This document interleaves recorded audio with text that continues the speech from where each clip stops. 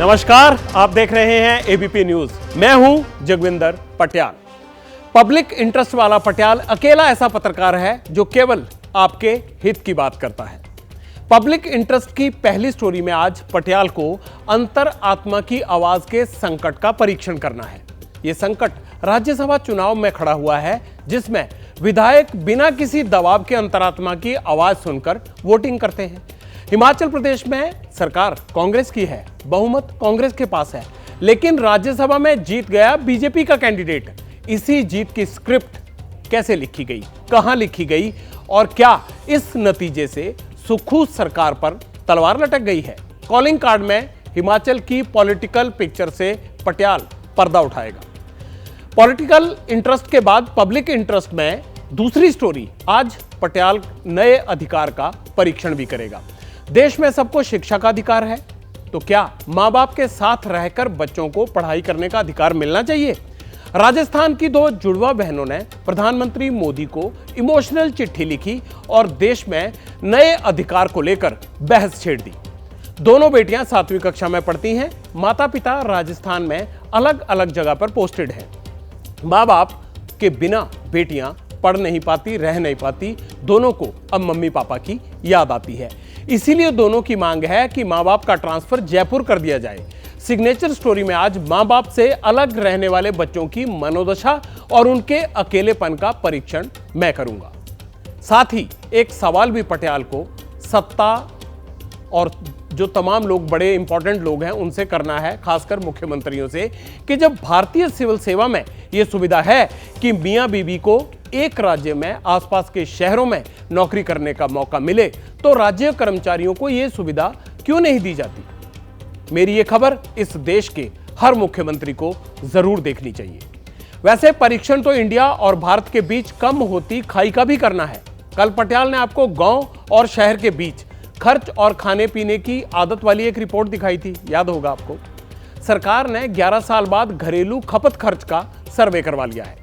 शहर और गांव के खर्च का अंतर कितना है, कम हुआ या ज्यादा हुआ, आपको बताना है आज पटियाल आपको ग्रामीण भारत और शहरी इंडिया, इन दोनों के बीच कितना फर्क आ चुका है, और इस बात का परीक्षण करके बताएगा कि दूरियां क्या उस रेवड़ी की वजह से कम हो रही हैं जिसका विरोध ये राजनीतिक दल करते हैं। परीक्षण तो उन 4 गगनवीरों के जज्बे का भी करना है जो 40 साल बाद अंतरिक्ष में भारत का सर फख्र से ऊंचा करने जा रहे हैं। भारत के 4 एस्ट्रोनॉट स्पेस की उड़ान भरने के लिए तैयार हैं। अंतरिक्ष में भारत न्यू इंडिया की कहानी कैसे लिखेगा? आज के एक्सक्लूसिव में इंडिया की स्पेस पावर की बात पटियाल करेगा।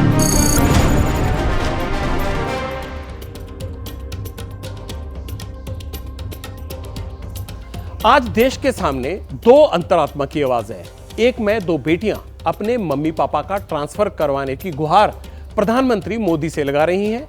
दूसरी अंतरात्मा की आवाज में सत्ता के ट्रांसफर की गुहार है। हमने बेटियों की अंतरात्मा की आवाज को प्राथमिकता दी है।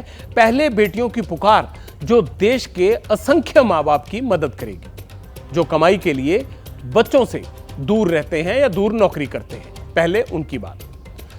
अब बड़ी बात यह है कि क्या कोई बच्चा शिक्षा के अधिकार से दूर ना रह जाए, इसके लिए देश में राइट टू एजुकेशन का कानून है।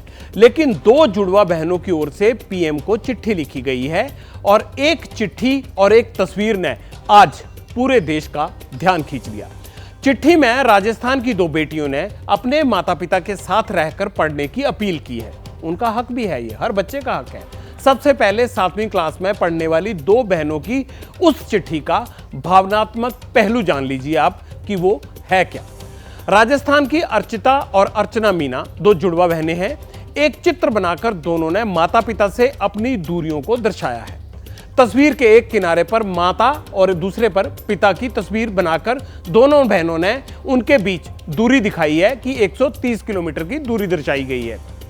दूसरे छोर पर दोनों बहनों ने अपनी ड्राइंग बनाई है जो मम्मी पापा से 645 किलोमीटर दूर बांदीकुई में पड़ रही हैं। यह तस्वीर आप जो देख रहे हैं स्क्रीन पर, इससे आपको ये मेरी बात समझ आ रही होगी। इससे संदेश साफ है कि बच्चों के बेहतर भविष्य और माँ बाप की नौकरी की मजबूरी के चलते पूरा परिवार एक दूसरे से दूर रहने को मजबूर है। दोनों के माता पिता राजस्थान में अलग अलग जगह पर नौकरी करते हैं। बच्चियां 2 साल से अपने रिश्तेदार के घर पर रहकर पढ़ रही हैं।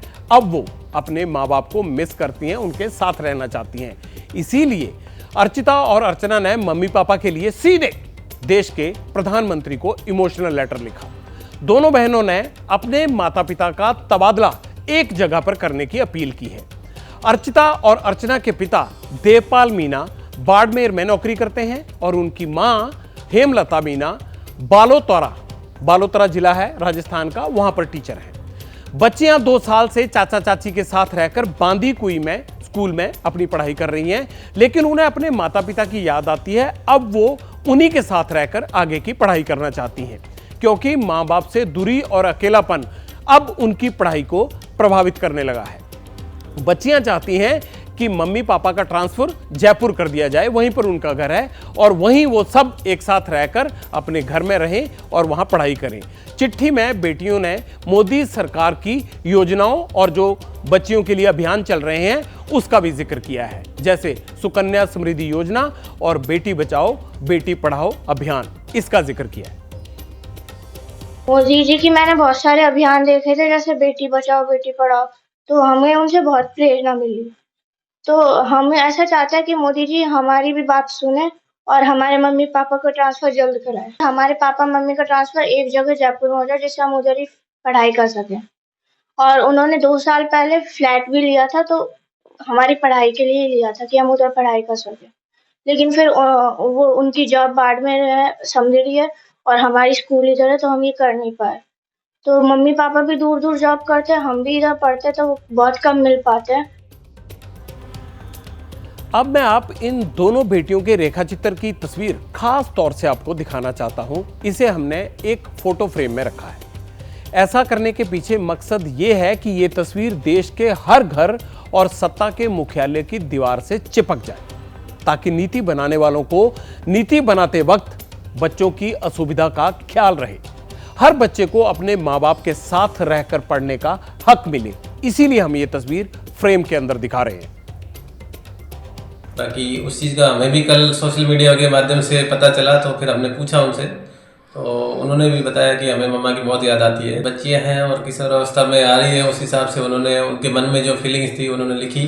शाम को और सुबह दोनों टाइम बात कर लेते हैं फ़ोन पे।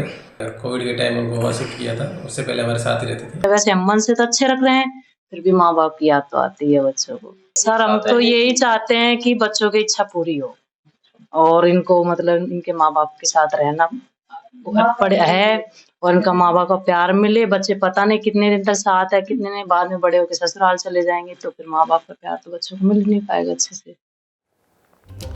अच्छा, राजस्थान के अर्चिता और अर्चना की इस चिट्ठी से एक और मुद्दा सामने आया है, जिसके केंद्र में वो बच्चे हैं जो अपने पेरेंट्स से इसलिए दूर रहने को मजबूर हैं क्योंकि उनके माता पिता दोनों नौकरी करते हैं। लेकिन पेरेंट्स से दूर रहने का सीधा असर बच्चों पर कितना पड़ता है? दूर रहने की वजह से माँ बाप बच्चों पर ध्यान नहीं दे पाते हैं, तो सब कह सकते हैं। अर्चना और अर्चिता की तरह बहुत सारे ऐसे बच्चे होंगे जो अपने परिवार से दूर रहते होंगे या दूर रहकर पढ़ते होंगे। बहुत से बच्चे हॉस्टल, बोर्डिंग हाउस या फिर अलग अलग स्कूलों में रहकर पढ़ाई करते होंगे और वहाँ पर एक सीमित दायरे में मौजूद बच्चों और लोगों के उन्हीं के संपर्क में रह सकते हैं। सबसे तो मिलना जुलना हो नहीं पाता। ऐसे में अकेलेपन के कारण बच्चों को क्या क्या प्रॉब्लम्स होती हैं? चिड़चिड़ापन आ जाता है, डिप्रेशन आ जाता है, जिद्दी स्वभाव हो जाता है, गलत आदत लग जाती हैं, बीमारी और नशे की लत जैसी गंभीर समस्याओं का शिकार भी ये बच्चे हो सकते हैं। इसीलिए पटियाल की राय यही है कि बेहतर भविष्य के लिए पति पत्नी दोनों का काम करना अच्छी बात है, लेकिन माँ बाप की प्रायोरिटी, उनकी प्रायोरिटी लिस्ट, उसमें क्या होना चाहिए? सबसे पहले होना चाहिए बच्चों की परवरिश। हालांकि प्राइवेट नौकरियों में न सही, सरकारी नौकरियों से जुड़े पेरेंट्स को एक ही जिले में तबादला लेकर उनकी ये बहुत बड़ी मुश्किल कम से कम दूर तो हो ही सकती है। इसमें कोई दिक्कत नहीं आनी चाहिए। ऐसे बच्चों में जो कि हॉस्टल में होते हैं, उनका EQ, इमोशनल इंटेलिजेंस और सोशल इंटेलिजेंस दोनों के ऊपर प्रभाव पड़ता है।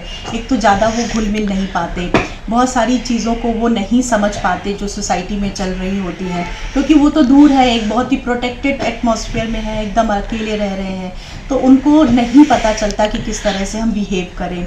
एम्पैथी बहुत ही कम हो जाती है, दूसरों की सिचुएशन को समझना, उनकी फीलिंग्स को समझना, ये सब बहुत अफेक्टेड होता है और वो सिर्फ अपने पे फोकस होते हैं। They are more introvert. वैसे इसमें भी कोई शक नहीं कि माता पिता से दूर रहने से ऐसे बच्चों का पालन पोषण प्रभावित होता है जो बच्चे के मानसिक और सामाजिक विकास पर, दोनों के लिए हम ये कहें, बहुत जरूरी होता है, वो विकास उसका प्रभावित हो जाता है। माँ बाप से दूर रहने का सीधा असर बच्चों के IQ यानी इंटेलिजेंट कोशेंट, EQ मतलब इमोशनल कोशेंट और SQ सोशल कोशेंट, इन तीनों चीजों पर पड़ता है। IQ से बच्चे में फैसले लेने की क्षमता और नया सीखने की इच्छा बढ़ती है। EQ से क्या बढ़ता है बच्चे का, अपनी भावनाओं को प्रदर्शित करने के नए गुण, नए तरीके सीखता है बच्चा। और SQ से बच्चे के सामाजिक व्यवहार पर असर पड़ता है। ये तीन चीजें। ये फ़ायदा है कि जो इमोशनल कोशेंट या फिर बच्चों का जो इमोशंस होते हैं, किसी से बात करना, अवेलेबिलिटी ऑफ पेरेंट्स, ये बहुत ही इंपॉर्टेंट होता है इन बच्चों के व्यवहार के लिए। जो चाइल्ड डेवलपमेंट है, अगर पेरेंटल केयर या प्रेजेंस नहीं मिलता है, डेफिनेटली उनकी इंटेलिजेंस या डेवलपमेंट पे इम्पैक्ट पड़ सकता है। उनके लिए हमेशा, जैसे जब वो इमोशनल हो जाते हैं, कि उनके लिए कोई बात करने के लिए नहीं होता। जब कोई दोस्तों के साथ लड़ाई झगड़ा होता है या कहीं स्ट्रिक्टनेस आती है हॉस्टल एनवायरनमेंट में, तो उसकी वजह से वो बड़े ही एंग्शियस फील करते हैं और resulting in their different behavioural problems. ऐसा नहीं है कि परिवार से दूर रहने वाले बच्चों का बौद्धिक या सामाजिक विकास खराब ही होता है। प्राचीन भारतीय परंपरा में जीवन को 4 आश्रमों में बांटा गया था। आप में से बहुत सारे लोग जानते भी होंगे। ब्रह्मचार्य, गृहस्थ, वानप्रस्थ और संन्यास आश्रम। ब्रह्मचार्य आश्रम में छोटी उम्र से ही बच्चों को परिवार से दूर गुरुकुल परंपरा में रहकर 25 साल तक की उम्र में शिक्षा दीक्षा दी जाती थी। राम और कृष्ण, इन सरीखे जो हमारे कैरेक्टर या भगवान हुए हैं, भारतीय समाज के कई नायकों ने ब्रह्मचार्य आश्रम में परिवार से दूर रहकर खुद को हर क्षेत्र में श्रेष्ठ साबित किया है और परंपरा का वहन करते हुए, पालन करते हुए 25 साल की उम्र सीमा के बाद वापस माता पिता और परिवार के पास पहुंचे। लेकिन आज के जमाने में ऐसा संभव नहीं है। माँ बाप बिना किसी बड़ी मजबूरी के बच्चों को खुद से अलग नहीं करना चाहते।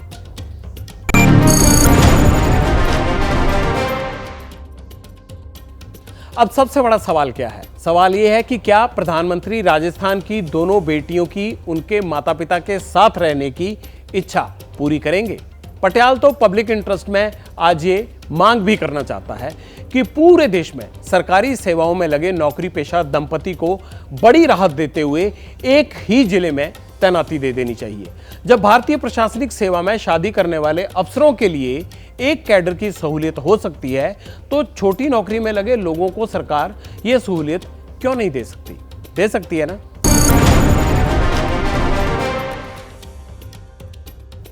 पब्लिक इंटरेस्ट में पटियाल अब इंडिया और भारत की बात करेगा। आप सोच रहे होंगे कि यह कैसी बात हुई? क्या दोनों नामों पर कोई सियासी कंट्रोवर्सी हो गई है? नहीं, ऐसा नहीं है। दरअसल कल गांव और शहर के बीच खर्च और खाने पीने की आदत वाली रिपोर्ट मैंने आपको दिखाई थी ना।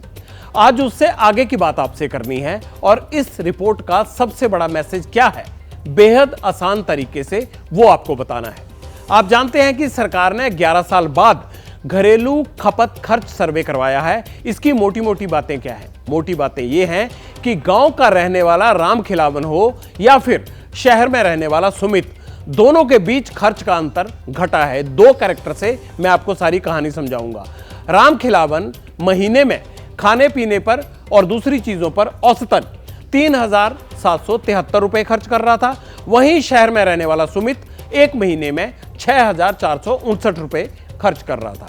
14 साल पहले राम खिलावन 1,430 रुपए महीने में खर्चता था और सुमित कितने खर्चता था? 2,630 रुपए। पहले सुमित राम खिलावन से हर महीने 84% ज्यादा खर्च करता था, फिर चाहे वो खाना पीना हो या फिर दूसरी चीजें हो। अब यह अंतर घटकर 71% रह गया है। 84 वाला 71% रह गया। सर्वे की बड़ी बात एक और क्या है, यह भी है कि रामखिलावन और सुमित दोनों का महीने का खर्च 2.5 गुना बढ़ गया, यानी खर्च बढ़ गया, परचेजिंग पावर उनकी जो है वो बढ़ गई। यह रिपोर्ट कहती है कि दोनों का खाने पीने का खर्च जरूर घटा, लेकिन यात्रा और दूसरी चीजों पर जो खर्च है वो बढ़ गया है, परचेजिंग पावर बढ़ गई है। कल मैंने आपको कृषि अर्थशास्त्र की एक थ्योरी के बारे में बताया था। थ्योरी ये कहती है कि अगर लोग खाने पर कम खर्च कर रहे हैं तो इसका मतलब ये नहीं है कि वो समृद्ध हो गए हैं, उनके पास दूसरी चीजों पर खर्च करने के लिए पैसा बच रहा है। सरकारी रिपोर्ट ये भी कहती है कि 20 साल में रामखिलावन खर्च के मामले में शहर में रहने वाले सुमित के करीब तो आ गया है। इसका मतलब यह भी हुआ कि भारत और इंडिया का फर्क धीरे धीरे कम पड़ रहा है। अब सवाल है कि यह कैसे हुआ, यह दूरी कैसे मिट रही है, गांव वाले रामखिलावन की परचेजिंग पावर कैसे बढ़ गई, रामखिलावन के पास पैसे कहां से आए, क्या सरकारी योजनाओं का लाभ मिला उसे, क्या गैर खेती और जो गैर खेती वाले परिवार हैं किसानों से वो मजबूत हो रहे हैं, क्या रेवड़ियों ने घटा दिया ये गांव और शहर का जो दूरी है, जो फासला है। इन सवालों का जवाब आपको आगे बताना है। अब एक तथ्य ध्यान से देख लीजिए, क्योंकि इसे हर तथ्य को देखना आपके लिए जरूरी है। और यह भी जान लीजिए कि गांवों को सजाने और संवारने के लिए सरकार के दावे क्या हैं। किसान हो या गैर किसान, सरकार का विजन क्या है, क्या रिपोर्ट इस पर कोई विपक्ष कुछ कहता है? जरूर कहता होगा।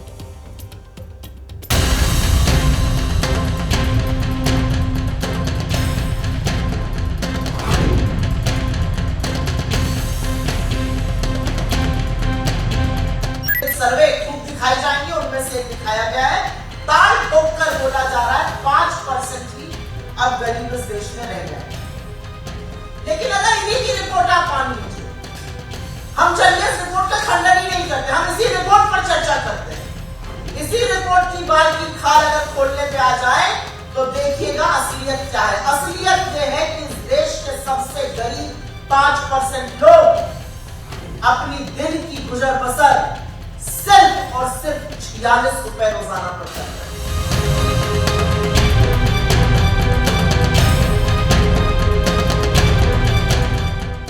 कई योजनाएं भारत सरकार की चल रही हैं।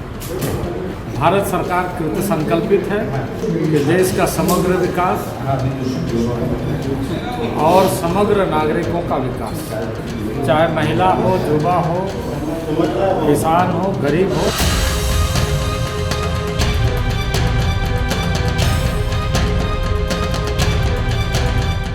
The government of the Honorable Prime Minister is dealing with those problems in a manner no government has done that before. I mean, the MSP has gone up several times, more coverage, more benefit to the farmers, what the farmers are being paid every 3 months.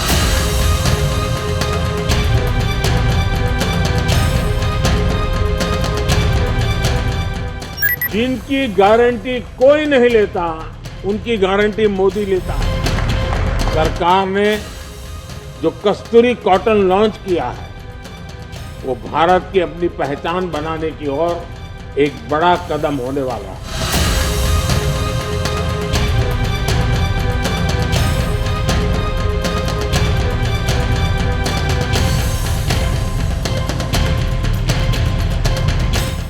नेता सियासत करते रहे और public interest में पटियाल खबरों का परीक्षण। अच्छा, गांव का नाम सुनकर आपको क्या याद आता है? एक तस्वीर मन में उभरती होगी, लहलहाते खेत, खलियान, कच्चे मकान, उपले, गाय, भैंस, बकरी, बड़ा सा आंगन, हल, इसी तरह की फील करते होंगे ना आप। मतलब करीब करीब 2 तस्वीरें जो सिनेमा में दिखती हैं वही आपके मन में आती होंगी। 20-25 साल पहले ऐसी ही तस्वीर थी, लेकिन अब गांव काफ़ी बदल गया है। विकास की वजह से शहर के साथ साथ वो दौड़ लगाने के लिए कोशिश कर रहा है। बिजली, पानी, मोबाइल, टीवी, बड़ी गाड़ियां, सब कुछ अब वहां पर हमें मिल जाता है। और यही बात इस सर्वे में खर्च के हिसाब से भी दिखाई दे रही है। ये सर्वे क्या कहता है? सर्वे कहता है खाने पीने की आदत में गांव और शहर एक जैसे दिखाई देने लगे हैं, दोनों एक ही पैटर्न फॉलो कर रहे हैं। गांव में रहने वाला रामखिलावन अब खाने पीने पर हर महीने 1,750 रुपए खर्च कर रहा है और शहर में रहने वाला सुमित 2,530 रुपए। कम हो गया ना अंतर खर्च का। दोनों अनाज कम खा रहे हैं। वो दाल वाली प्लांट प्रोटीन की जगह एनिमल प्रोटीन यानी अंडा, मांस, मछली पर ज्यादा खर्च कर रहे हैं। इनकी डिटेल्स मैंने वैसे आपको कल की रिपोर्ट में बड़ी विस्तार से बता दी थी। अब नोट करने वाली बात यह है कि गांव और शहर दोनों जगह पर प्रोसेस्ड फूड खूब खाया जा रहा है। रामखिलावन भी burger, patty, cold drink, chips, नमकीन हर महीने इस पर 363 रुपए खर्चता है। और सुमित कितने खर्चता है? 687 रुपए। यानी बेवरेजेस और प्रोसेस्ड फूड ने गांव और शहर को और करीब ला दिया है। एक और फैक्टर दोनों को जोड़ता है, वो है खाने पीने से अलग की चीजों पर खर्च का बढ़ना, जैसे यात्रा। रामखिलावन यात्रा पर कितने हर महीने पैसे खर्च कर रहा है? 285 रुपए और सुमित 555 रुपए। गांव में यात्रा का खर्च 4.2% से बढ़कर 7.6% हो गया है और शहरों में 6.5% से बढ़कर 8.6% हो गया है। इसी तरह मेडिकल, ड्यूरेबल गुड्स और एंटरटेनमेंट पर भी दोनों जगह पैसे का खर्च पहले के मुकाबले ज्यादा हुआ है, बढ़ा है। तो क्या यह मान लिया जाए कि अब शहरों और गांव का अंतर मिटने लगा है? आखिर गांव का पैटर्न शहर एक जैसा कैसे होने लगे? कैसे ये खर्च समान हो गया? दिखने वाली ये समानता के पीछे सबसे बड़ी वजह आखिर है क्या? गांव के अंदर अब लोगों के कंजम्पशन पैटर्न चेंज हो गए। लोग गांव के अंदर कंज्यूमर बन रहे हैं। पहले क्या था कि गांव के अंदर प्राइमरीली फूड आइटम्स के ऊपर फोकस था, अब नॉन फूड आइटम्स के ऊपर भी लोगों का फोकस है। लोग और चीजों की तरफ जा रहे हैं। एग्जाम्पल के लिए देखें, चाहे रेफ्रिजरेटर हो, चाहे मोटर बाइक हो, नॉन डिस्क्रिशनरी एक्सपेंडिचर जो उनके लिए एक अच्छी चीजें हैं, जो उनके लिए एक तरह से कह सकते हैं कि लाइफस्टाइल वाले प्रोडक्ट्स हैं, उनकी तरफ भी गांव के लोगों का रुझान हो रहा है। जो बात एक्सपर्ट कह रहे हैं, रिसर्च के साथ पटियाल उन्हीं का परीक्षण कर रहा है। सवाल है कि गांव में रहने वाले लोगों के पास खर्च करने के लिए पैसा आया कहां से या कहां से आ रहा है? खासकर वो लोग जो गैर किसान परिवार से हैं। एक उदाहरण के तौर पर अब मैं आपको वो कहानी भी समझाता हूं। मान लीजिए कि मालती देवी एक गांव में रहती है, परिवार बड़ा है लेकिन आय का कोई ठोस साधन नहीं है। दिहाड़ीदार मजदूर है मालती।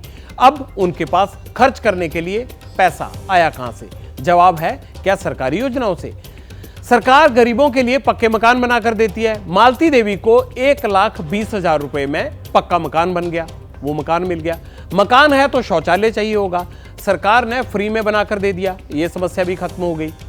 मालती अपने चूल्हे पर रोटी बनाती है, धुएं से परेशान भी रहती है। सरकार उज्ज्वला योजना ले आई, फ्री में गैस कनेक्शन दे दिया और सिलेंडर पर एक बार फिर रिफिल भी फ्री मिल गया। पानी के लिए दूर जाना पड़ता था मालती देवी को, अब हर घर नल की योजना चल रही है। नल लगने से ये दिक्कत भी दूर हो गई।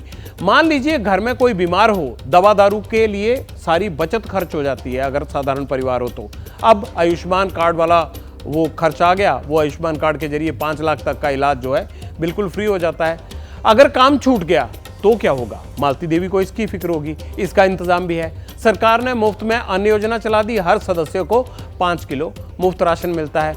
मालती के पास थोड़ी बहुत जमीन है तो किसान क्या करते हैं? भाई अब पैसे कहां से आएंगे? सरकार ने सम्मान निधि के लिए खाते में साल में 6,000 रुपए ट्रांसफर करवा रही है, तो ये भी योजना का लाभ मिल गया। तो मोटे तौर पर सरकार ने रूरल इकोनॉमी में 6 लाख करोड़ रुपए लगा दिए इन सब योजनाओं में। अब सरकारी डेटा क्या कहता है? सरकारी डेटा ये कहता है कि 1951 में 72% अन्नदाता थे और 28% खेतीहर मजदूर थे जो काम करते थे। 2011 की जनगणना के मुताबिक किसान रह गए 45, वो घट गए, और खेतीहर मजदूर कितने हो गए? 55%, वो 28% से 55 पहुंच गए, बढ़ गए। यानी ज्यादा फर्क किसे? गांव में रहने वाली मालती और दूसरे गैर किसान जो परिवार हैं उनको। लाखों करोड़ रुपए की जन कल्याण योजनाएं हैं और इसी का असर किसान और गैर किसान परिवारों के खर्च पर दिख रहा है। नया सर्वे क्या कहता है? नया सर्वे कहता है 25 साल में किसान और गैर किसान परिवार के खर्च में बड़ा बदलाव आया है। पहले किसान परिवार 520 रुपए जबकि गैर किसान परिवार महीने में 486 रुपए खर्च करता था। गौर से देख लीजिएगा इसको। 2004-05 के बाद क्या हुआ और 2011-12 तक किसान ज्यादा खर्च कर रहे हैं, ये दोनों का आंकड़ा पेश कर रहे हैं हम। अगर किसान परिवार 3,702 रुपए और गैर किसान परिवार 3,773 रुपए खर्च कर रहा है, इसीलिए चर्चा होने लगी है कि अब आगे क्या होगा। क्या किसान पीछे रह जाएंगे और गैर किसानी वाले परिवार उनसे आगे निकल जाएंगे? मुझे लगता है ये सरकार के सामने सबसे बड़ी चुनौती है, क्योंकि कृषि क्षेत्र इस देश में आज भी खासकर छोटे किसान, हम जानते हैं ज्यादातर किसान छोटे हैं, उनके लिए बहुत ज्यादा मुनाफे का सौदा नहीं है। और ये सच है कि किसान के परिवार का जो मुखिया है वो अपने बच्चों को ये बोलता है कि बेटा मैंने तो इस मिट्टी में अपना जीवन गंवा दिया, तू जाके शहर में अपनी जिंदगी बना।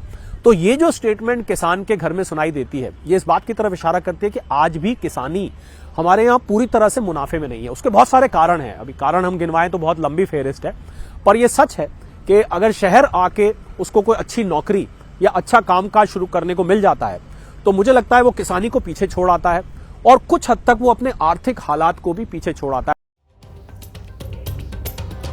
अच्छा, सवाल यहां यह भी है कि अब इस नए डाटा के सामने आने के बाद बदलेगा क्या? शहर में, गांव में क्या बदलाव आएगा और देश के लिहाज से क्या बदलाव आएगा? तरक्की के लिहाज से क्या कुछ बदलने वाला है या क्या कुछ नया दिखाई दे सकता है? पटियाल ये भी आपको आज समझाएगा। कई एक्सपर्ट का यह भी मानना है कि सबसे पहले और सबसे बड़ा बदलाव यह होगा, महंगाई मापने वाले मीटर के तरीके में अंतर आएगा। अभी 2012-13 की बास्केट में उसके हिसाब से महंगाई मापी जाती थी, जिसमें कंज्यूमर प्राइस इंडेक्स यानी सीपीआई का अहम रोल होता था। इससे अनाज, दाल, खाने पीने की दूसरी चीजें जैसी 16 वस्तुएं और मेडिकल केयर, एजुकेशन, इलेक्ट्रॉनिक्स जैसी 7 सेवाओं को शामिल किया गया था। अभी तक महंगाई की टोकरी में अनाज का हिस्सा 12% से ज्यादा था।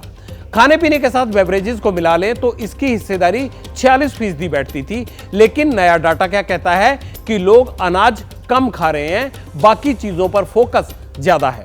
तो उस हिसाब से महंगाई मापने का आधार अब बदलेगा। दूसरी बात, महंगाई का सीधा कनेक्शन शहरों में कर्ज पर लगने वाली ब्याज दर से होता है, यानी जिसे हम रेपो रेट कहते हैं। आप जानते हैं ना, आरबीआई जिस ब्याज दर पर दूसरे बैंकों को कर्ज देता है, उसी रेपो रेट के आधार पर ये बैंक आगे ग्राहकों को लोन देते हैं।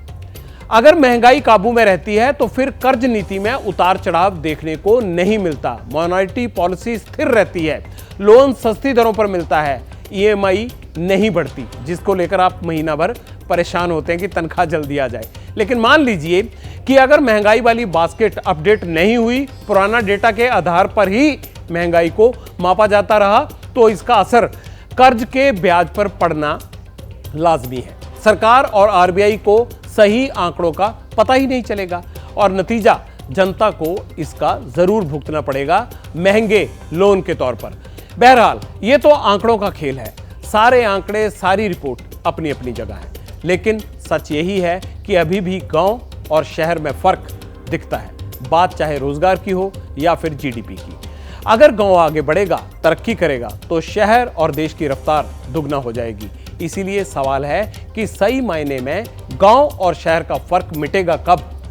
योजनाएं फायदा दिलाती रहेंगी या नहीं? सरकार की तरफ से कुछ वेलफेयर इनिशिएटिव्स हैं जिन्होंने गांव के लोगों की इनकम बढ़ाई है, साथ ही साथ जो रूरल इंफ्रास्ट्रक्चर क्रिएट हुआ है, रूरल इंफ्रास्ट्रक्चर पीछे बना है, उसने गांव के अंदर इनकम लेवल्स बढ़ाए हैं। अब रूरल इंफ्रास्ट्रक्चर की वजह से लोगों की कनेक्टिविटी बढ़ी है। अब कनेक्टिविटी बढ़ी है तो जाहिर सी बात है, वह संभावना यह है, छोटी इंडस्ट्रीज लगी हैं, उनका शहरों के साथ कनेक्शन बढ़ा है, जो फार्मिंग के अलावा और एक्टिविटीज हैं वो शुरू हुई हैं। तो रूरल एरियाज में डेफिनेटली प्रॉस्पेरिटी बढ़ी है और रूरल एरियाज में कंजम्पशन भी बढ़ा है।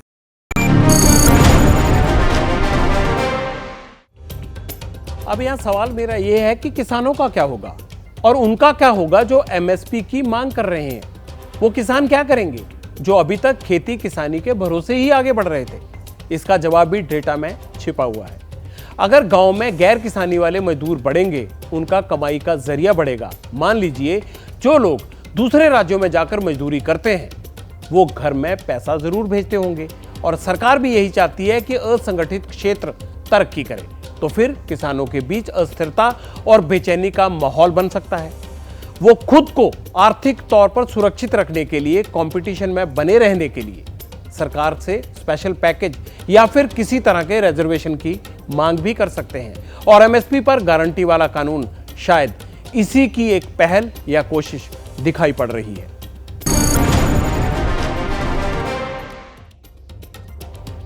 चालीस साल बाद भारत का सीना एक बार फिर गर्व से भरने का मौका आ गया है। गर्व हो भी क्यों ना, भारत में 4 वीर अंतरिक्ष की उड़ान भरने के लिए तैयार हो गए हैं। वो वीर कौन है? अच्छा, आप भी जब अपने बेटे या बेटी को अंतरिक्ष की दुनिया के रहस्यों में उलझा हुआ पाते होंगे, कहानियों में उलझा हुआ पाते होंगे, तो ये तो सोचते ही होंगे ना कि क्या आपका बेटा या बेटी अंतरिक्ष के लिए कभी उड़ान भर सकता है। अगर ऐसा है तो ये खबर आपको जरूर देखनी चाहिए, क्योंकि भारत माँ के 4 बेटों ने जो कमाल किया है वो आपका बेटा या बेटी कोई भी कर सकता है। भारत के गगनयान मिशन के लिए चुने गए 4 एस्ट्रोनॉट्स को आज प्रधानमंत्री नरेंद्र मोदी ने विक्रम साराभाई अंतरिक्ष केंद्र में विंग पहनाए। चारों एस्ट्रोनॉट्स भारतीय वायुसेना से जुड़े हुए हैं। बेंगलुरु में फिलहाल चारों एस्ट्रोनॉट्स की ट्रेनिंग चल रही है। चलिए आपको इन चारों एस्ट्रोनॉट्स से मिलवाता हूं। ये हैं कौन?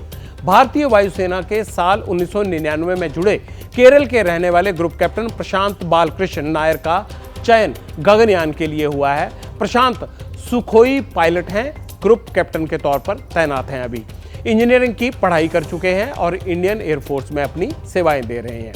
यूपी के प्रयागराज के अंगद प्रताप भी इंडियन एयरफोर्स में ग्रुप कैप्टन हैं। अंगद गगनयान मिशन पर जाने के लिए पूरी तरह से तैयार हैं। तमिलनाडु के रहने वाले ग्रुप कैप्टन अजीत कृष्णन भी अंतरिक्ष की बड़ी उड़ान के लिए तैयारी कर रहे हैं, उनकी भी ट्रेनिंग चल रही है। मिशन के लिए चौथा चयन भारतीय वायुसेना के विंग कमांडर शुभांशु शुक्ला का किया गया है। वो भी इस टीम का हिस्सा बनेंगे। और दिलचस्प बात क्या है? दिलचस्प बात यह है कि गगनयान भारत का पहला मानवयुक्त मिशन है। हाल ही में हमारा मून मिशन भी सफल हुआ था, आप सब लोग जानते हैं। तब तो पूरी दुनिया ने भारत के वैज्ञानिकों की तारीफ की थी, उनकी वो है कायल हो गए थे। गगनयान मिशन पर इस साल के आखिर तक या फिर साल 2025 में उसको लॉन्च करने की पूरी प्लानिंग है, सारी तैयारी चल रही है। दावा यह भी किया जा रहा है कि 4 में से सिर्फ 3 एस्ट्रोनॉट्स को ही मिशन पर भेजा जाएगा। हालांकि एक जिस तरह से सरप्लस तैयारी होती है उसके तहत किया गया है। 3 दिन तक चलने वाले इस मिशन पर करीब 1800 करोड़ रुपए खर्च होने वाले हैं, तकरीबन 1800 करोड़ रुपए। सबसे बड़ी बात क्या है इसमें? भारत का गगनयान मिशन अंतरिक्ष में भारत से स्पेस स्टेशन को स्थापित करने की दिशा में एक बड़ा कदम साबित होने वाला है। यह बड़ी महत्वपूर्ण बात है। 2035 तक अंतरिक्ष में भारत का अपना स्पेस स्टेशन होगा, जो हमें स्पेस के अज्ञात विस्तार को जानने में मदद करेगा। इतना ही नहीं, इसी अमृतकाल में भारत का एस्ट्रोनॉट भारत के अपने रॉकेट से चंद्रमा पर भी उतरकर दिखाएगा। पीएम मोदी ने साल 2018 में अपने स्वतंत्रता दिवस के भाषण के दौरान गगनयान मिशन की घोषणा की थी। आपको भी याद होगा, कईयों को, बहुत सारों को ये याद होगा। इसरो गगनयान मिशन को सफल बनाने में जुटा हुआ है। मिशन के लिए साल 2019 में सबसे पहले इंडियन एयरफोर्स से बड़ी संख्या में टेस्ट पायलट ने आवेदन किया था, या उनसे ये कह लीजिए आवेदन मांगे गए थे। पहले चरण में 12 टेस्ट पायलट को चुना गया था। टेस्ट पायलट के चयन की बड़ी भूमिका इंस्टीट्यूट ऑफ एरोस्पेस मेडिसिन ने निभाई थी। इसके बाद इसरो ने इंस्टीट्यूट ऑफ एरोस्पेस मेडिसिन के साथ मिलकर 4 एस्ट्रोनॉट का फाइनल सिलेक्शन किया। आपका यहां भी एक और जानकारी देना बनता है हमें। इसरो के सबसे विश्वसनीय LVM-3 रॉकेट से गगनयान को लॉन्च किया जाएगा। यह भी एक महत्वपूर्ण जानकारी है। अब आप ये समझ गए होंगे कि एस्ट्रोनॉट का चयन कैसे होता है। चलिए अब आपको एस्ट्रोनॉट्स की ट्रेनिंग के बारे में बताते हैं, जो हर बच्चे को या पेरेंट्स को जानना जरूरी होता है, जो इस तरह का सपना अभी से देख रहे हैं, क्योंकि ये सबसे महत्वपूर्ण पड़ाव होता है। और अगर आपका बच्चा स्पेस फील्ड में जाना चाहता है तो उसे भी इसी तरह की ट्रेनिंग से गुजरना पड़ेगा। ट्रेनिंग के लिए हर साल इस तरह की तैयारी चलती है। 2019 में रूस की स्पेस एजेंसी के साथ इसरो ने MOU साइन किया था। साल 2020-21 में ट्रेनिंग शुरू हुई। हालांकि इस बीच कोरोना के चलते ट्रेनिंग कुछ डिले भी हो गई थी। एस्ट्रोनॉट्स की ट्रेनिंग का फाइनल चैप्टर बेंगलुरु में आकर पूरा हुआ।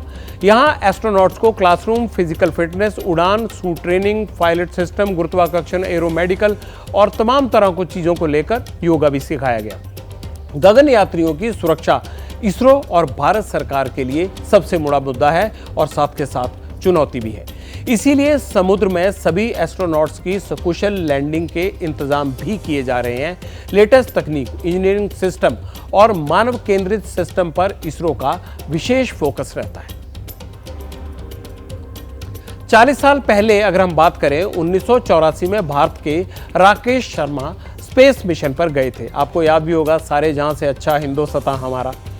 लेकिन तब और आज के मिशन में बड़ा अंतर आ गया है। चलिए आपको समझाता हूं क्या अंतर है। 1984 का मिशन क्या था? भारत और रूस का साझा मिशन था। लेकिन 2024-25 का जो गगनयान मिशन जिसकी मैं बात अभी कर रहा हूं, वो अकेले भारत का मिशन है। Wing commander Rakesh Sharma Soviet space की तरफ से अंतरिक्ष गए थे। राकेश शर्मा के साथ रूस के भी 2 एस्ट्रोनॉट्स थे। गगनयान मिशन में सिर्फ भारतीय एस्ट्रोनॉट्स भी शामिल है, जिसे हम कहते हैं ये सोलो है, अकेले है। राकेश शर्मा 8 दिन तक स्पेस में रहे। गगनयान मिशन के दौरान एस्ट्रोनॉट्स 3 दिन तक स्पेस में रहेंगे। 1984 में भारत स्पेस का छोटा प्लेयर था। आज भारत स्पेस की दुनिया का चौथा सबसे बड़ा प्लेयर है।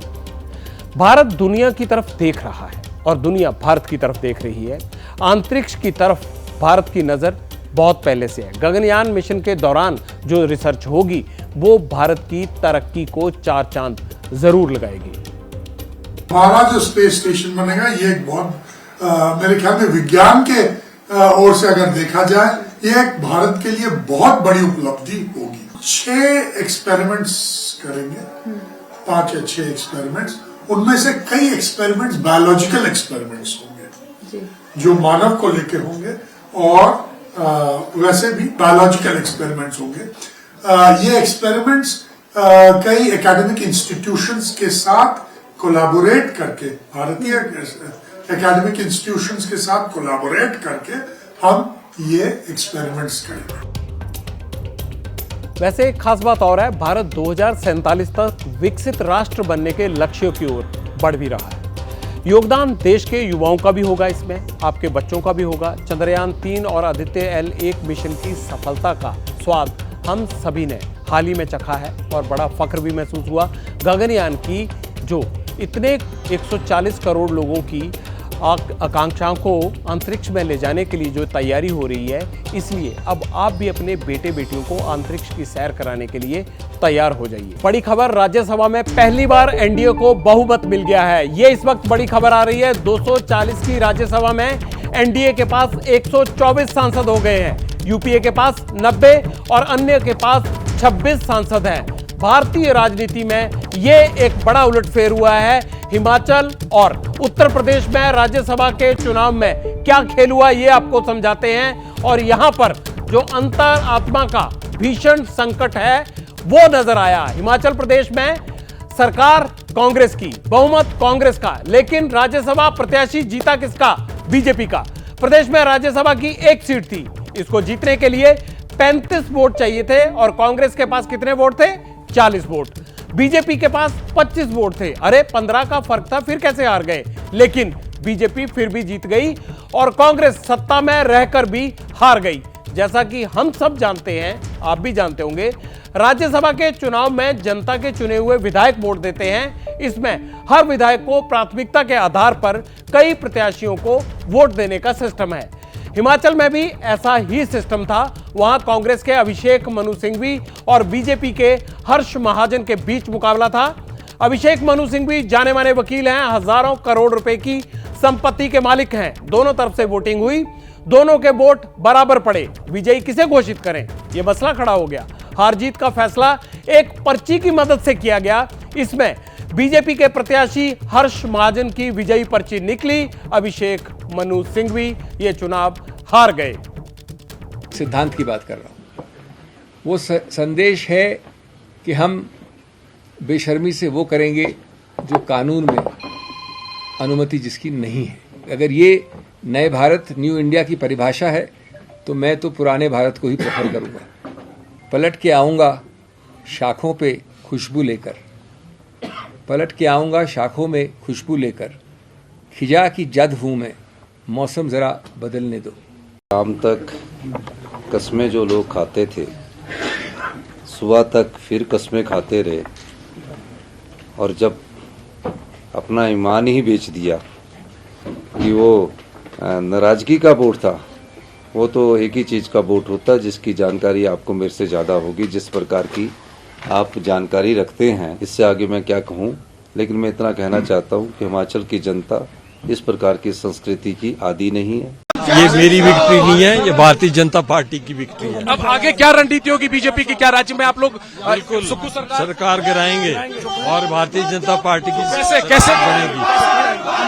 आज पता लग गया कितनी आदमी साथ है, कितनी आदमी नहीं। आज तो विप नहीं था, लेकिन सरकार कैसे गिराएंगे?